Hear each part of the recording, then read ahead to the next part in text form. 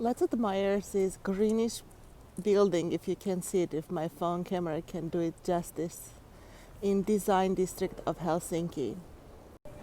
This is your astronomer from Helsinki, and I know I keep trying different hats to find the one because I lost my hat from Iceland with a puffin on it and a pompon. I'm so sad, but let's let it go. Okay. This is how the street names are designated.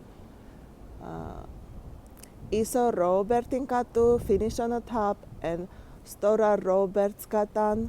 What is that? Is it a second name? Oh yes, there are two names for this street, one in Finnish and one in minority language, Swedish. So these little signs of street names are so difficult for Americans who like to have their street names, nice and in big letters and readily visible. You really have to look for them, but they're usually on a corner. And even on a bus stop, you have two lines for two different languages.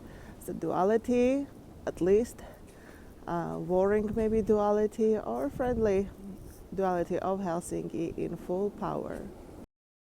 It was a bit of a shock for me coming to Finland that you can have two proper names for a place, for a name.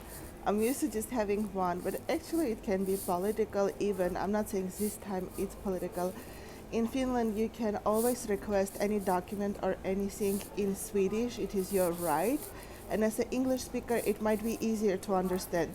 Like when I went to stores in the beginning, and even now, the ingredients, I often read them in Swedish. Even though I don't know Swedish, I never studied it, I can understand what's inside.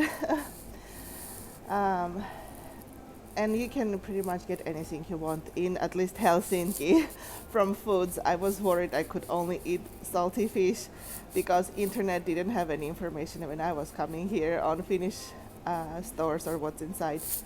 Anyway, it can be political and also political oppression when you have name, how a name is politicized. For example, when immigrants went to the US, new immigrants, they would get fake names. Even my own grandma in her own country of Georgia, there are many nations. She had a certain name spelling, and her recent passport they didn't let her spell it.